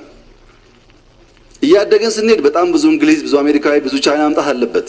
እንኳንኛ በቂ ሀገር ነው ያለን፣ ሰፊ ሀገር። የሚገርማችሁ የውሃ ሀብት አለን። ሌሎች ብሉ ጎልድ አላችሁ ይላሉ። እኛ ብሉ ጎልድ መሆን አናቅም። የሰው ሀብት አለን። ዛሬ ጣሊያን ብትሄዱ አቨሬጅ እድሜ በጣም ሲኒየር ነው። ኢትዮጵያ የወጣቶች የጉልበታሞች መማር መሮጥ የሚችሉ ሰዎች ስብስብ ናት። የታሪክ ሀብት አለን፣ የሚያኮራ ታሪክ አለን። የባህል ሀብት አለን፣ ተነግሮ ታይቶ የማይጠገብ የተፈጥሮ ሀብት አለን። ሞር ኢምፖርታንትሊ የጊዜ ሀብት አለን። ጊዜ የተረፈን ሰዎች ነን፣ ጊዜ ማንጠቀም ሰዎች ነን። የእድሜ አድቫንቴጁን እንደተጠበቀ ሆኖ ማለት ነው።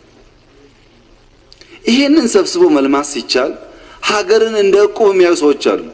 የሚቀጥለው እሑድ ዕጣ ለአንተ ይደርሳል፣ በዛኛው ሳምንት ደግሞ ለአንተ ይደርሳል። ሀገር ዕቁብ አይደለም በተራ የምትመራው። ሀገር ተባብረህ እንኳን ለማነጽ በጣም ብዙ ጥረት ይጠይቃል። አማራን የማያካትት ኦሮሞን የማያካትት ሀረሪን የማያካትት ሀገር መገንባት አይቻልም። ከተገነባም እንደ ቲፒኤልኤፍ የከሰረ ሀገር ነው የሚሆነው። አይቻልም። ዕቁብ አይደለም ይሄ። በነገራችን ላይ እኛ ፈረቃ እኮ ለመብራትም ይቅርብናል እንኳን ለሀገር። የፈረቃ መብራት እንኳን ጎጂ ነው፣ ኢኮኖሚ ጎዳል ብለን ይሰራል። እንኳን ሀገር በፈረቃ መብራት ቀርቶ ፈረቃ አይሆንም ለሀገር። በጋራ ነው፣ በትብብር በትግግዝ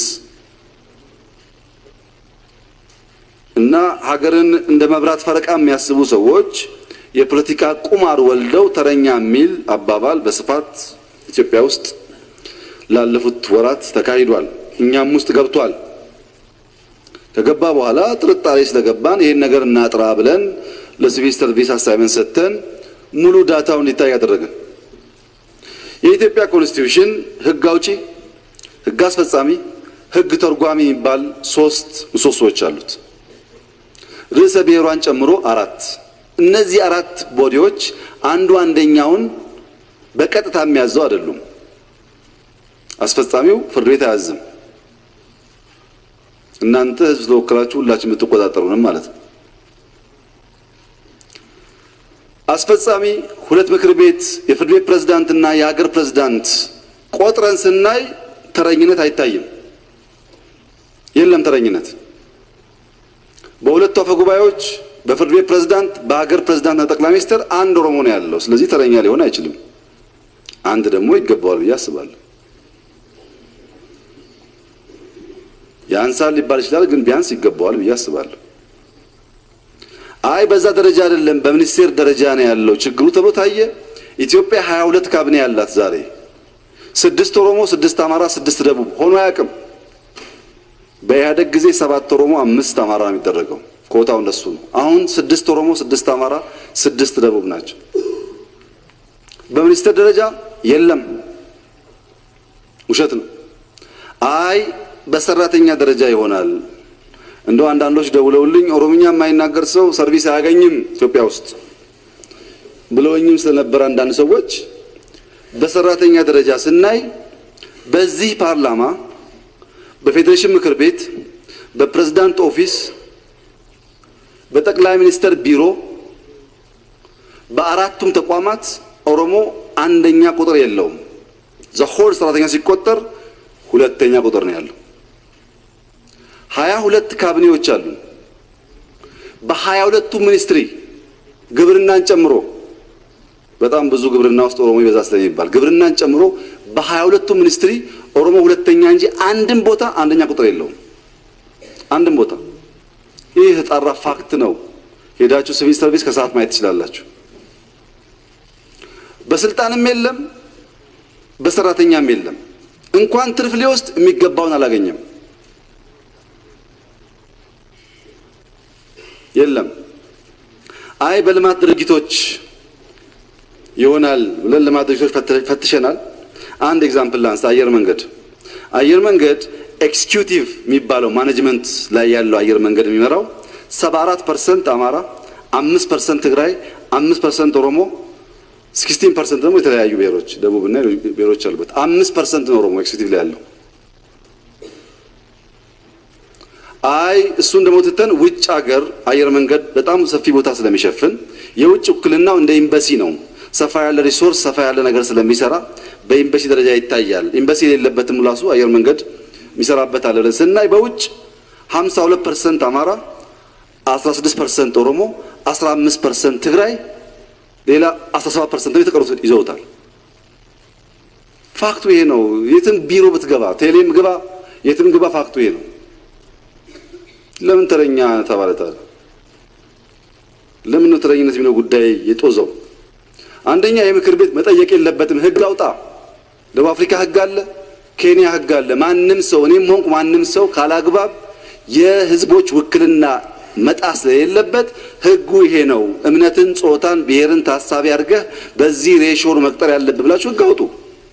ቋሚ ሆኖ እሱ ነው። ማንም መክሰስ የለበትም። በህግ አግባብ መስራት አለበት።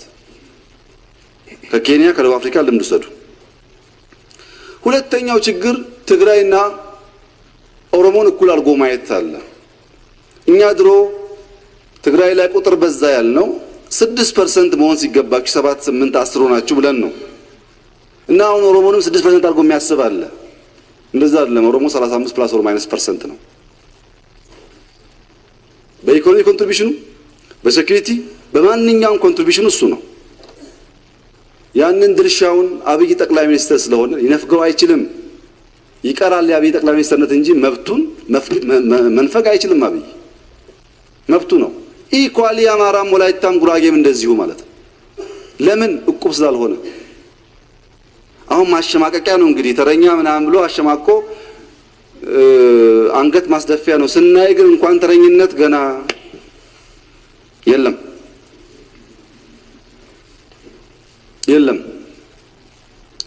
የኦሮሞ አርሶ አደር ለዚህ ኤክስፖርት ኮንትሪቢዩት የሚያደርገውን ሩብ አያገኝም በሃርድ ከረንሲ። ትክክል አይደለም። ይሄ አናድግም በዚህ መንገድ። ሌላ የተነሳው አዲስ አበባ ላይ መዝሙር ተዘመረ ኦሮምኛ እና ተረኝነት ነው የሚልም ተረት ነበር። አዲስ አበባ ላይ ከፍተኛ ኦሮሞ ጠል ኃይሎች ኦሮሞን የሚጠሉ ግን ኢትዮጵያ ውስጥ መኖር የሚያስቡ ኢትዮጵያን የሚያስቡ ሰዎች ኦሮምኛ ተዘመረ አሉ። የግሪክ ትምህርት ቤት አለ አዲስ አበባ ውስጥ፣ ሊሴ አለ፣ ፈረንሳይ ትምህርት ቤት፣ ጣሊያን ትምህርት ቤት አለ፣ ጀርመን አለ፣ ማሪፍ አለ፣ የቱርክ ኢንተርናሽናል ኮሚኒቲ ስኩል አለ። ይሄ ሁሉ በቋንቋ ነው የሚዘምረው። ሊሴ ሲዘምር ያላመመው ኦሮምኛ ሲዘምር የሚያመው ኢትዮጵያዊ ምን ኢትዮጵያ ይባላል? አሁን ኢትዮጵያዊ ነው። ትክክል አይደለም። ከየት መጣ ያላችሁ እንደሆነ ገና ለውጥ ሳይመጣ ኦሮምኛ አዲስ አበባ ውስጥ ኦሮሞ ልጆች መማር አልቻሉም ተብሎ 4-5 ትምህርት ቤት አካባቢ ኦሮሚያ መንግስት ፋይናንስ አድርጎ ተሰርቶ ኦሮምኛ ቋንቋ የሚማሩ በሺዎች የሚቆጠሩ ልጆች አሉ የሚማሩበት። ልክ እንደ ማሪፍ መዘመር ተረኝነት ነው። እኔ ባህር ዳርም ቢዘመር በሻሻም ቢዘመር ትግረኛ አማርኛ ችግር የለብኝም። እኔ አማርኛ በመናገሬ ትግረኛ በመናገር ተጠቃሚ እንጂ ተጎጂ አይደለሁም። ግን በዛ ደረጃ ጥላቻ ጥሩ አይደለም። ኦሮሚያን ለአዲስ አበባ ውሃ አላመጣህም ብለን እየጨውንበት ቆሻሻ ሲደፋበት እያየን እየተቀበልን ኦሮምኛ ስንሰማ እንደዛ የሚጎረብጠን ከሆነ እንዴት በጋራ መኖር ይቻላል? መቻቻል ማለት እኮ እሱ ነው። አላሁ አክበር ሲባል ኦርቶዶክስ እንዳይሰማ ክርስቲያን እንዳይሰማ ማለት አይቻልም። ይሰማና ይታገሳል። ምክንያቱም አብሮ መኖር አለባቸው። ክርስትናም ደግሞ ሲቀድስ እስላም መስማት አይከለከልም። ስፒከሩ ውጭ ነው ያለው። ገና የሳውንድ ህግ አልወጣም ኢትዮጵያ ውስጥ። ይሰማል፣ ግን አብሮ ለመኖር ይችላል። ያ አይነት ዝንባሌ ጥሩ ይመስለኛል። እየለጠጡ ነገሩን ፖለቲሳይዝ ማድረግ ጥሩ አይደለም። ሁለተኛው ችግር ደግሞ ለፓርቲ የገለጽኩት መንገድ አለ፣ እዚህ አልገልጸውም። ጀማሪ ሃይማኖተኞች ደግሞ አሉ። ገና እምነት ሲቀበሉ ሰዎች ሁሉ ነገር ጌታ ጌታ ጌታ እንደሚሆነው ማለት ነው። ወደዚህኛዎቹ ብተችሻለሁ ይየን ሁላችሁም ጋር ያለ ችግሩ ግን እኛ ጋር ይበዛል። ልክ የተቀላቀለ ሰሞን ሃሌሉያና ጌታ በጣም ነው ይበዛው እና ኦሮሞም ላለፉት አመታት ሰከንደሪ ሲቲዝን ነኝ እኔ ኢትዮጵያ ሀገር አይደለም ብሎ ስለሚያስብ አሁን ሲፈታ አከም በስቷል። ግን አከም የበዛው ኦሮሞ ጋር ብቻ አይደለም። ኦሮሞ ነኝ ብሎ የማያውቀው ሰው ሁሉ ባክስቴ ባጎቴ ባያቴ በወንድሜ በመናምኔ እያለ አከም ይላል። አከም ካለ በኋላ የሚቀጥል ነገር የለም። አከም ላይ የሚያልቀው እንደዚህ አይነት በኒው ኖርማል ደግሞ የተወሰነ መታገስ ያስፈልጋል። ያው ሲተነፍስ ያው የቆየ ጴንጤ ሃሌሉያ እንደሚቀንሰው ሁሉ ይቀንሳል። ትንሽ መታገስ ያስፈልጋል። የኦሮሞ ፖለቲከኞች፣ የኦሮሞ ተቆርቋሪዎች፣ የኦሮሞ ተወካዮች እዚህ ያላችሁት ደግሞ ዝም ብዬ የምመክራችሁ ምክር ኦሮሞ ምንም እንኳን ጫና ቢደረግበት ቋንቋውንና ባህሉን ማቆየት የቻለ ህዝብ ነው። ከናንተ አይፈልግም እሱ። ማንንም ቋንቋውን አልነጠቀው ማቆይቶታል። በራሱ ባህል የገዳ ስርዓትን ማንንም አላፈረሰውም። ቆይቷል እኮ አለ። ኦሮሞ ያልቻለው ዘመናዊ እርሻ አርሶ ሀብታም መሆን፣ ማዕድን ማውጣት፣ ፓምፕ ትራክተር ነው። ተወካይ ከሆንክ እሱ ስራለት የሚችለውና የሚያውቀውን ነገር ደግመህ የኦሮሞ ተቆርቋሪ ብትል ዋጋ የለውም። እዚህ ያላችሁ ሰዎች ኦሮምኛ የተማራችሁት የእናንተ አባቶች ኦሮምኛ የሚናገሩት ለኦሮሞ የሚመች ስራ ስለነበር አይደለም፣ ባህላቸውን ስላቆዩት ነው። እሱ ይጻፍ ይዳብር ችግር የለብኝም። ዋናው የኛ ስራ ግን በኦሮሚያና በኦሮሞ ህዝቦች መካከል የነበሩት ችግር በእርሻ በልማት በደህንነት ያለውን መፍታት ሲሆን እዚህ አዘምር ያለው እያለ መፎከር ትክክል አይደለም። እዚህ በማዘመር የኦሮሞ አርሶ አደር የሚያገኘው ነገር የለም። ኦሮምኛ መማር ችግር የለበትም። ኤቭሪዌር አማርኛ እንማር ትግረኛ እንማር ጉዳት የለውም። ግን ሌላውን ለማብሸቅ የሚደረግ አይነት ተራይ ነው ብሎ አይነት ማሰብ ትክክል አይደለም። ተራ የሚባል የለም። ይሄ ዕቁብ አይደለም። በጋራ እናስተዳድራለን ነገር። ለዛ ነው ብልጽግና የተፈጠረው። አማራን ሲያይ ደሙ የሚፈላ ኦሮሞ፣ ኦሮሞን ሲያይ ደሙ የሚፈላ አማራ ኢትዮጵያን አይወድም። ቢኮዝ እነዚህ ማጥፋት አይቻልም። ከፍተኛ ቁጥር ያላቸው በእጅጉ የተሰባጠሩ ስለሆኑ ያለ ምርጫ ተከባብረን ተዋደን አብሮ መኖር ብቻ ነው። ሌላ ምርጫ የለም። እስላምና ክርስቲያንም ወላይታና ሲዳማም ጉራጌና ስልጤም በስምምነት መኖር ብቻ ነው መፍትሄው። ሶማሌና አፋርም እንዲሁ ሌላ መፍትሄ የለም። ተጨራርሰን አንዱ ማሸነፍ አይችልም። እና እባካችሁን የዕቁብ ሐሳብ እንተው። ኢትዮጵያ ትልቅ ሀገር ናት። ለሁላችን ትበቃለች። በትብብር እንስራ። አንዳንዴ ደግሞ መስመር ስተን እናጠፋ ከሆነ ህግ አበጁ፣ በህግ ይስተካከላል፣ ችግር የለውም። እስካሁን ግን ከተረት ያለፈ በፋክት ደረጃ ያን የሚያሳይ ነገር የለም። ተረት ደግሞ ቆይቶ ያባላል። የነጮቹን ታሪክ ብታጠኑ ልንወረስ ነው አረብ በዛ ጥቁር በዛ የሚለው ሳይኮሎጂ ስንትና ስንት ተማሪ ስንትና ስንት ንጹሃን ዜጎች እንዳስገደል እግራቸው አይችልም። እየቆየ ጥላቻ ይፈጥራል። ጥሩ አይደለም። ከጥላቻ መማማር እኔ አማርኛ ነጥርቼ መማር፣ አማርኛ ምሽዞ ማጥርቶ ኦሮምኛ መማር፣ ትግረኛ መማር፣ ወላይትኛ መማር ጉዳት የለውም። ለልጆቻችን ጥላቻን አናውርስ። በጥላቻ ምክንያት ቲፒኤልኤፍ ህዝቡን አጎሳቁሏል። አሁን ጥላቻ አይቅርብን፣ ጥቅም የለውም። በፍቅር በትብብር አብረን እንስራ። ስተት ካለስ ከምናወራ እናስተካክለው። ያልተገባ ነገር ካለ ሌቦች አይኖሩ ማለት አይደለም። ካለ ቆም ብለን ገምግመን እናስተካክለው። የፖለቲካ አጀንዳ አናርገው፣ ይታረም። ቢኮዝ 10 የኦሮሞ ሌባ አይተህ ኦሮሞዎችን በሙሉ ከተናገርክ ጸብ ይፈጠራል። 5 አማራ አይተህ ዘሆላ አማራ ካልክ አይሆንም። ያን 5 አማራ ነቅሶ ማስተካከል ነው። በዛ አፕሮች ብንሄድ ነው የሚሻለን እና ተረኝነት ጥሩ አይደለም፣ አይጠቅምም፣ አይበጅም። በጋራ ተባብረን ሀገር እናልማ፣ ሀገር እናስቀጥል። ከዛ ውጭ ያለው ሐሳብ ከጥፋት ያለፈ ትርፍ አያመጣልንም።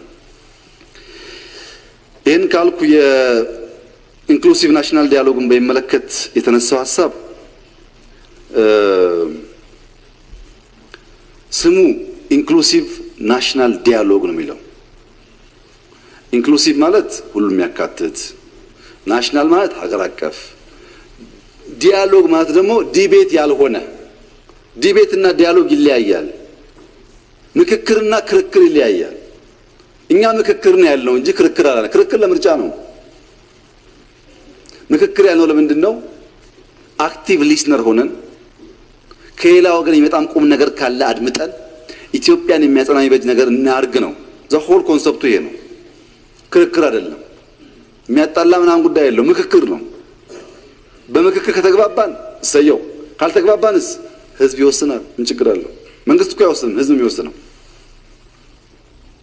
ይሄ ድል እኮ ባለፉት 30 ዓመታት ሲለመን ነበር። ማን ከማን ጋር ተጣልቶ ነው የምንታረቀው? አያስፈልግም ባዩ መንግስት ነበር። አሁን መንግስት እንነጋገር ደግሞ ሲል አንነጋገርም ሚል ያልተፈጠረ ለምን? ሰላም ስትል ጦርነት፣ ጦርነት ስትል ሰላም፣ ህግ ማስከበር ስትው ደካማ መንግስት፣ ህግ ስታስከብር አምባገነን። በቃ እየተገለባበጡ እንደ ቂጣ የሚያስቸግሩ።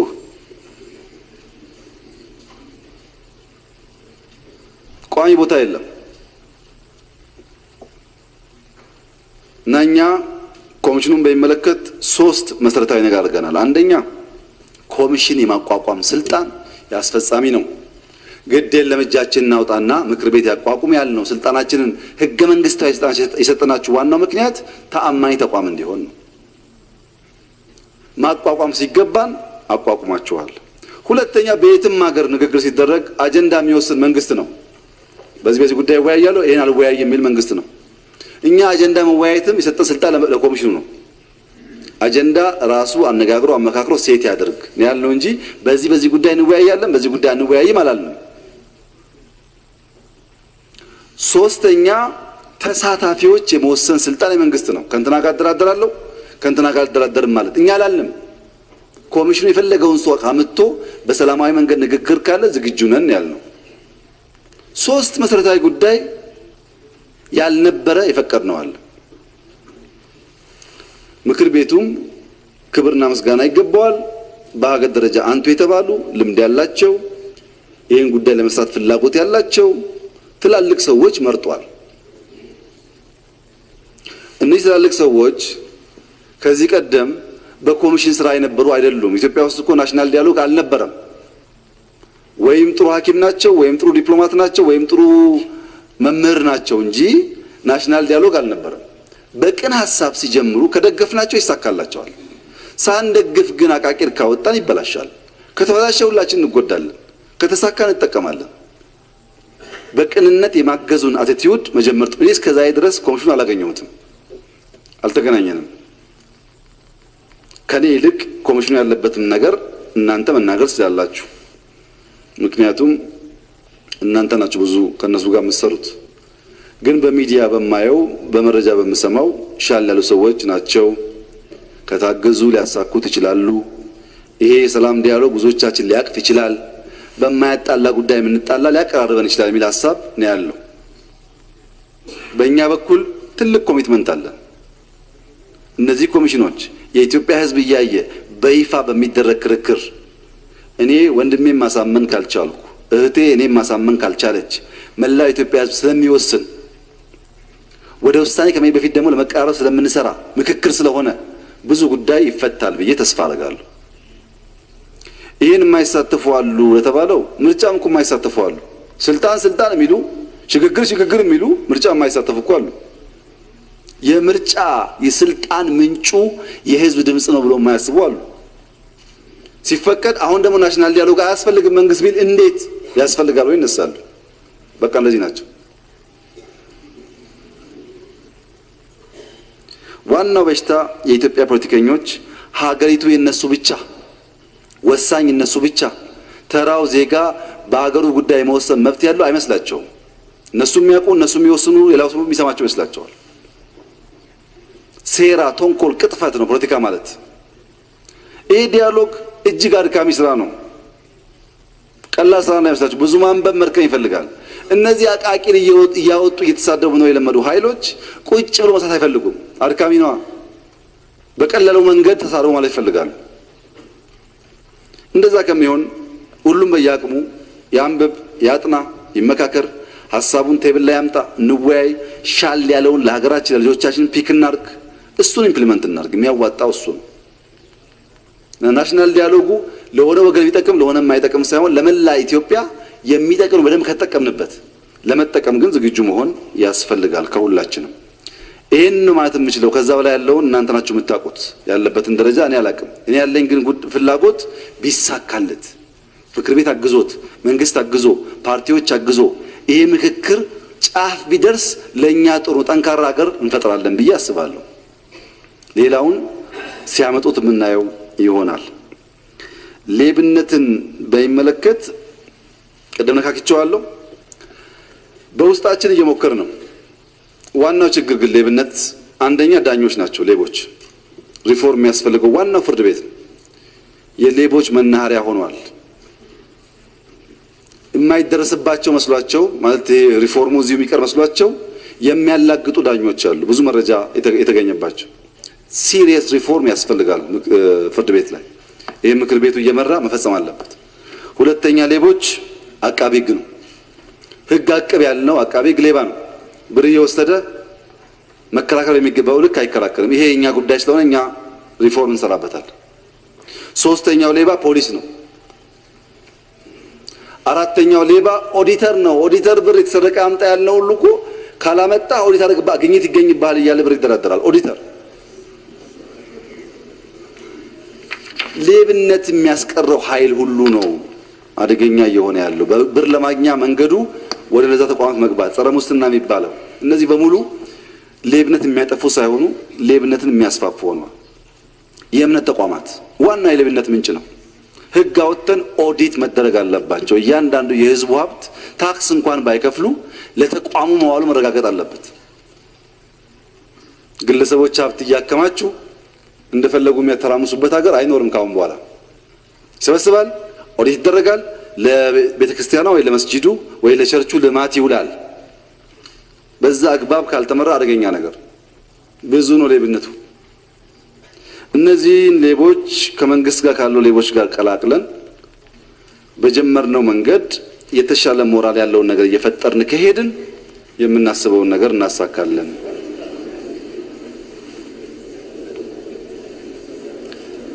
እና ሌብነት ከትምህርት ቤት ጀምሮ ተግዳሮት ሆኗል ለማለት ነው። ለምን ተሳቃችሁ አልገባኝም፣ ግን ሌብነት ችግር ሆኗል። ይሄ ሌብነት በጋራ ፋይት ማድረግ አለብን። ይኸውላችሁ አንድ ኦሮሞ ይነሳል። ስትሾመው እሱ ዶክተር ነው፣ ማስተርስ አለው፣ እንግሊዝ ነበር፣ እንደሱ የሚያውቅ ሰው የለም። ስታወርደው ኦሮሞ ስለሆንኩ ይላል። ሰፈሩ ብትሄድ ግን አንድ ሃይስኩል ሰርቶ አያውቅም። አንድ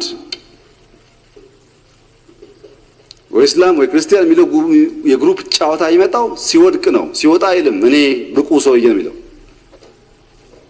ሲወጣ ብቁ ነው፣ ሲወርድ ደግሞ በሆነ ግሩፕ ውስጥ ይደበቃል። ይሄ ጥሩ አይደለም። ይሄን በጋራ ማረም ያስፈልጋል። ሌብነት ካለ ልማት አይመጣም። ሚዛን መጠበቅ ያለባቸው 5 ጉዳዮች አሉ ኢትዮጵያ ውስጥ ከፍተኛ የሚዛን ችግር ያለባቸው። አንደኛው ዴሞክራሲያዊ መብትና ሰላምና ጸጥታ።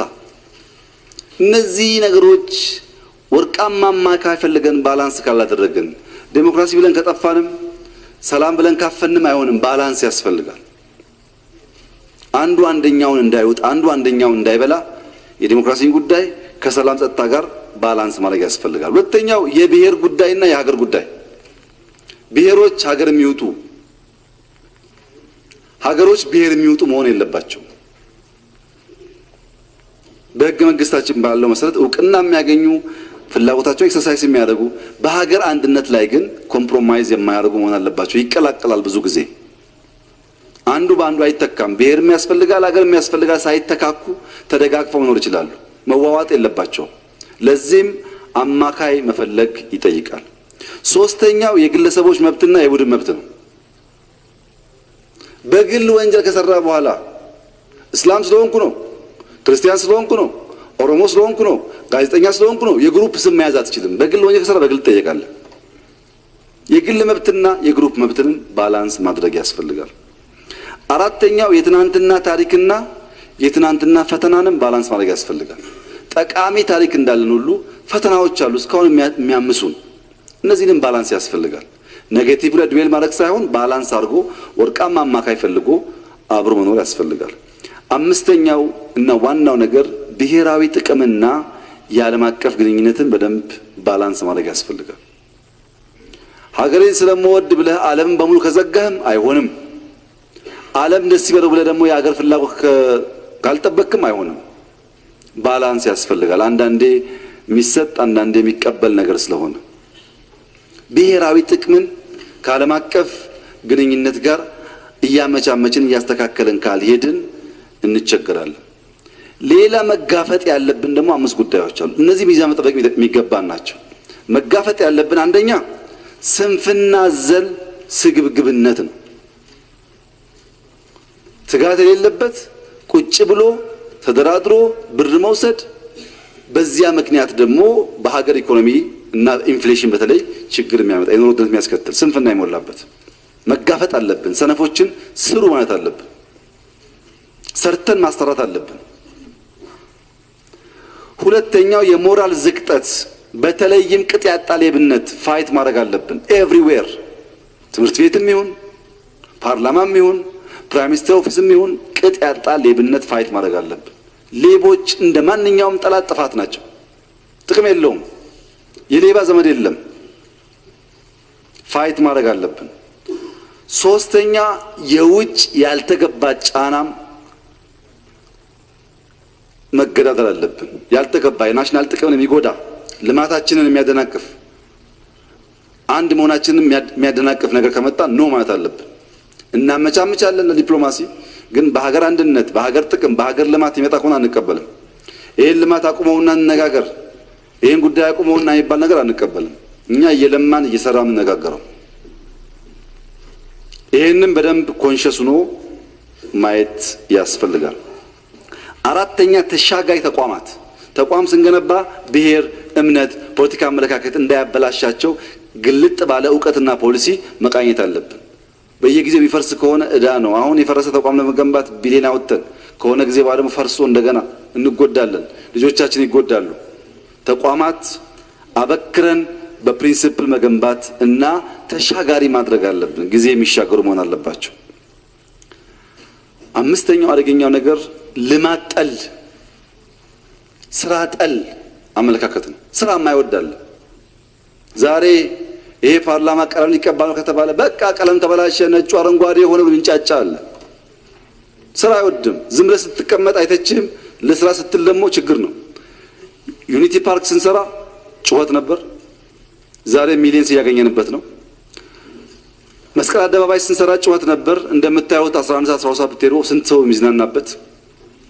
ኤቭሪዌር ኒው አይዲያ ሲመጣ አይዲያ ሊገል ይነሳል። ይሄን ፋይት ማድረግ ያስፈልጋል። ትክክል አይደለም።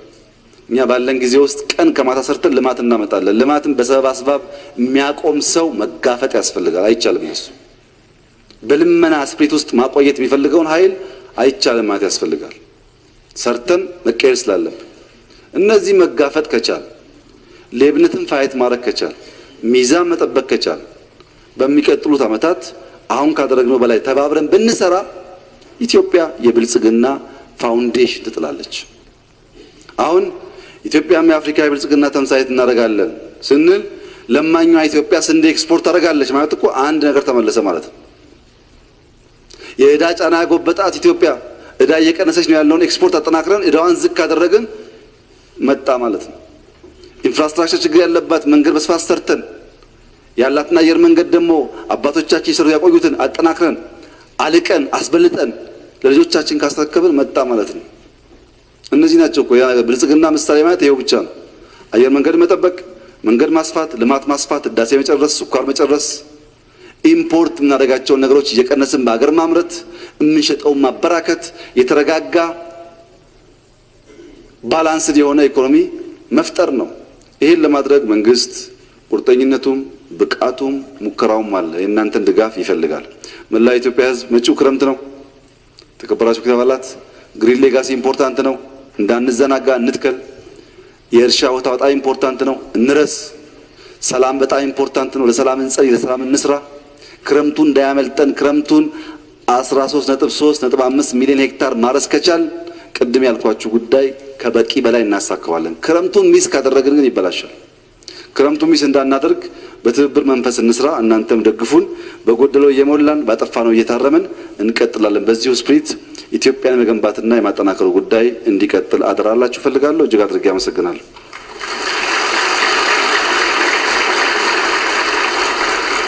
ክቡር ጠቅላይ ሚኒስትር ስለሰጡት ምላሽና ማብራሪያ እናመሰግናለን። 13ኛው መደበኛ ስብሰባችን በዚህ ያበቃል።